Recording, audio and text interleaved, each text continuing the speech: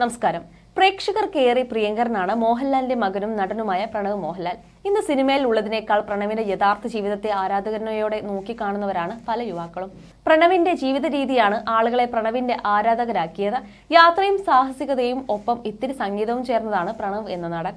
വളരെ അപൂർവമായി മാത്രം നാട്ടിലെത്താറുള്ള താരത്തിന്റേതായി പുറത്തുവരുന്ന വീഡിയോകളും ചിത്രങ്ങളും ഞൊടിയിണ കൊണ്ടാണ് സമൂഹ മാധ്യമങ്ങൾ ശ്രദ്ധ പിടിച്ചു പറ്റാറുള്ളത്.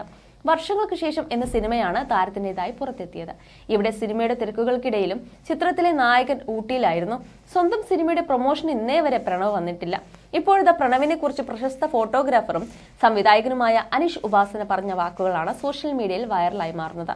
ഒരു മാധ്യമത്തിന് നൽകിയ അഭിമുഖത്തിലാണ് അനീഷ് പ്രണവിനെ കുറിച്ച് സംസാരിക്കുന്നത്. മോഹൻലാൽ സംവിധാനം ചെയ്ത ബാറോസ് എന്ന ചിത്രത്തിന്റെ സെറ്റിൽ പ്രണവ് മോഹൻലാൽ എത്തിയപ്പോഴുള്ള സംഭവത്തെക്കുറിച്ചാണ് അനീഷ് പറയുന്നത്. ബറോസിന്റെ സെറ്റിലേക്ക് പുറത്തുനിന്ന് വരുന്ന ആളുകളെ കയറ്റാറില്ലായിരുന്നു.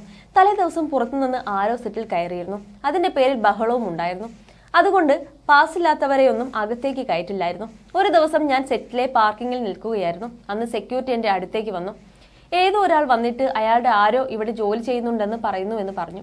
പക്ഷെ പാസില്ലാതെ അയാളെ അകത്തേക്ക് കയറ്റാൻ ആകില്ലല്ലോ എന്ന് സെക്യൂരിറ്റി ചോദിച്ചു. പാസില്ലാതെ ആരെയും കയറ്റിവിട്ടാൽ സാർ പ്രശ്നമാക്കുമെന്ന് ഞാൻ മറുപടി പറഞ്ഞു. അയാളോട് അകത്തേക്ക് കയറ്റിവിടാൻ പറ്റില്ലെന്ന് പറയുമ്പോൾ അയാൾ ചിരിക്കുന്നതല്ലാതെ മറ്റൊന്നും പറയുന്നില്ലെന്ന് സെക്യൂരിറ്റി പറഞ്ഞു.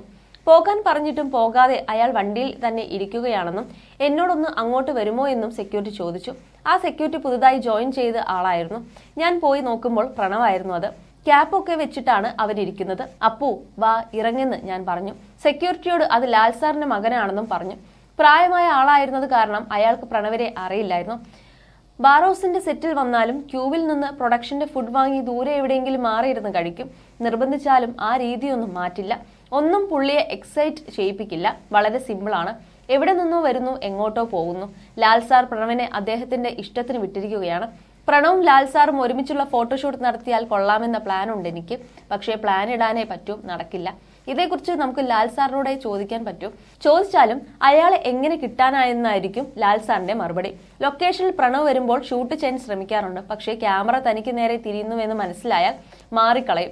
പക്ഷേ അച്ഛനും മകനും വെറുതെ നിന്ന് സംസാരിക്കുമ്പോഴുള്ള ചില കാൻഡിഡ് ഫോട്ടോസ് എന്റെ കയ്യിലുണ്ട് എന്നും അനീഷ് ഉപാസന പറഞ്ഞു.